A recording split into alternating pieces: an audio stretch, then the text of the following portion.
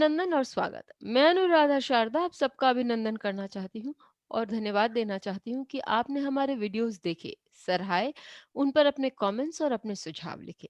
आज हम दीदी के साथ फिर उत्तरा दीदी आपका बहुत-बहुत नमस्ते। नमस्कार, नमस्कार अनुराधा।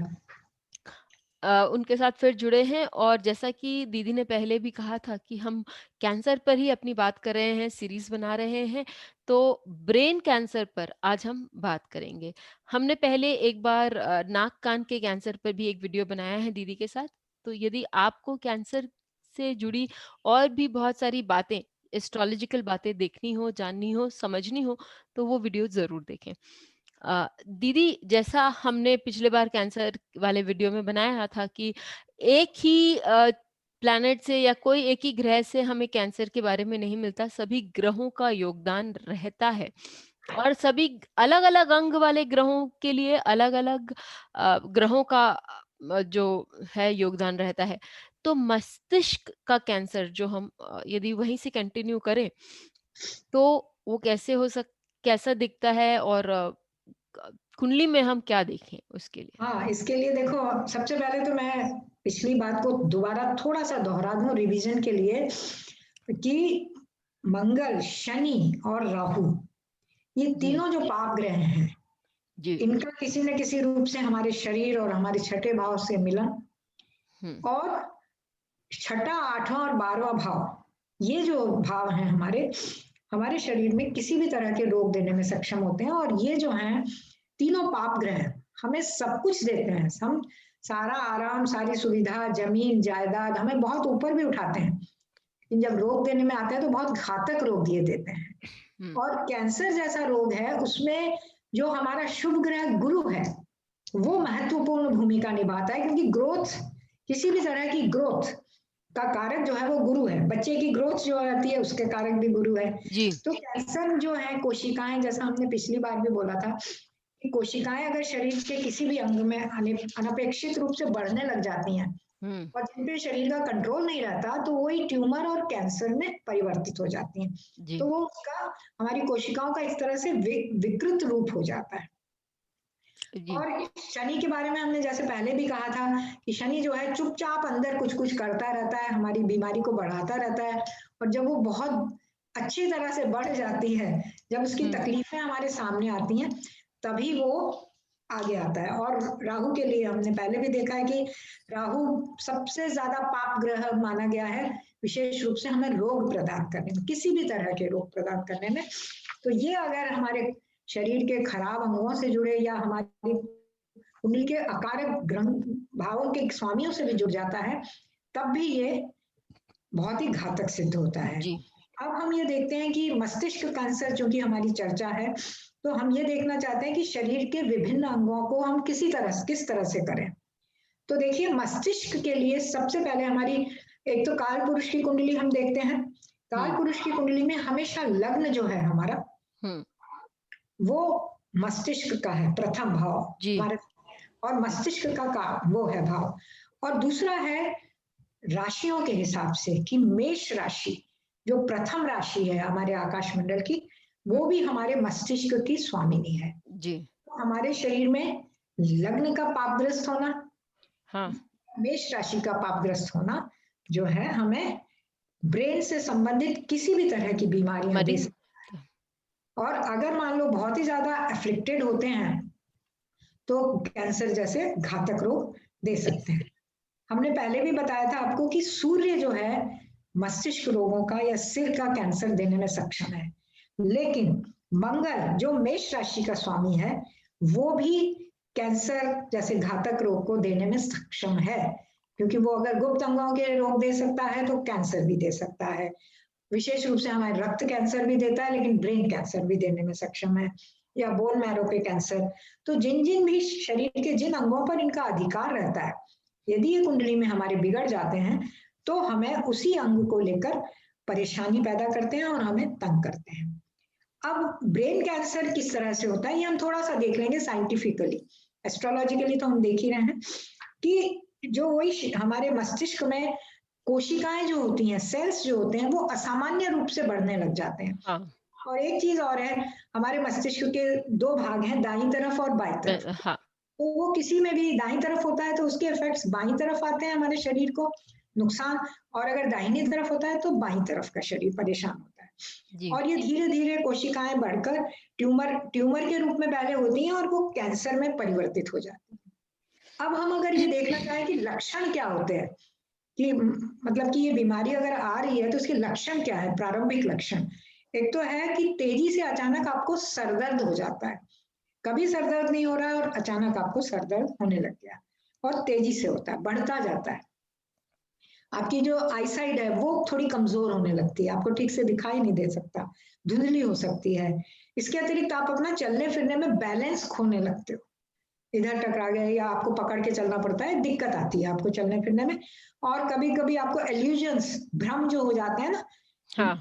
दिखाई देना, वो एल्यूजन्स होने लगते हैं, और या फिर फिट्स भी आने लग जाते हैं कई बार, तो दौरे जो पड़ते हैं।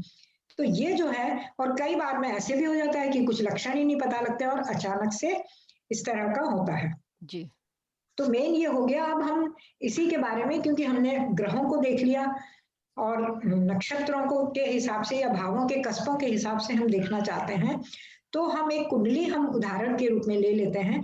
जो चार्ट है वो तुला लग्न का है, और लग्न जो है उनका 9 डिग्री 58 मिनट या 10 डिग्री है, ठीक है। जी। और लग्न पर इनके गुरु है, मंगल है और शुक्र है, ये तीनों है। और जैसा कि मैं पहले भी आपको बता रही थी कि गुरु जो है राहु के नक्षत्र और राहु के सब में है, जी। मंगल भी राहु के नक्षत्र में और शनि के सब में है, और जो शुक्र है वो गुरु के नक्षत्र में और अपने ही सब में है। तो हम्म। तुला लग्न, हालांकि लग्न पर तुला राशि है, लेकिन वो हमारा काल पुरुष की कुंडली के अनुसार हमारे मस्तिष्क को भी कंट्रोल करती है या नियंत्रित करती है या बताती है। और हम्म। 7वें भाव में मेष राशि है, वो हमारे मस्तिष्क का नियंत्रण करती है। तो ये दोनों राशियां, मस्तिष्क वाली लग्न की तुला राशि और 7वें भाव पे मेष राशि, तो हमारा लग्न के हिसाब से हमारा ब्रेन अफ्लिक्टेड है इस कुंडली में, और मेष राशि दृष्टियों के हिसाब से मंगल की दृष्टि है, गुरु की दृष्टि है, और शुक्र भी यहाँ लग्नेश भी है और अष्टमेश भी है, तो वो भी जी। मिक्स रिजल्ट्स दे रहा है, अच्छे अच्छे रिजल्ट नहीं दे रहा है। तो इस जी। तरह से हमारा लग्न भी पापग्रस्त हो गया और 7वां भाव भी पापग्रस्त हो गया। जी। पूरी तरह से जो है हमारा ब्रेन अफ्लिक्टेड हुआ। और मैंने आपको जैसे बताया था कि सूर्य के अलावा मंगल भी जो है हमारे मस्तिष्क रोगों के लिए या ब्रेन कैंसर के लिए रिस्पॉन्सिबल हो सकता है। और हम्म। इस कुंडली में पर्टिकुलर यही हुआ, क्योंकि एक तो देखिए शनि भी जो है, सूर्य इनका 12th हाउस में चला गया, वो बाधक भाव का स्वामी भी है और वीक भी हो गया 12th हाउस में जाकर, तो वो रोग को बढ़ाने का ही काम करेगा, कम नहीं करेगा। जी। दूसरा, शनि भी सूर्य को भी देख रहा है और 7वां भाव अर्थात मेष राशि को भी पापग्रस्त कर रहा है। ये दोनों चीजें हमने देख ली।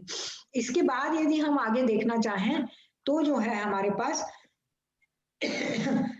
मंगल की जब महादशा लगी इनकी, उसी के बाद इनको तकलीफ शुरू हुई। जैसे ही मंगल की महादशा स्टार्ट हुई, इनको चलने फिरने में दिक्कत हो गई, इनका संतुलन लड़खड़ाने लग गया, ड्राइविंग में दिक्कत हो गई। ये अच्छे भले जॉब करते थे, अमेरिका में रहते हैं, जॉब करते हैं, बहुत बढ़िया। तो इन्होंने फिर डॉक्टर्स को दिखाया तुरंत, तो डॉक्टर्स ने इनकी सर्जरी नहीं की, क्योंकि इतनी प्राइमरी स्टेज में ही रहा होगा।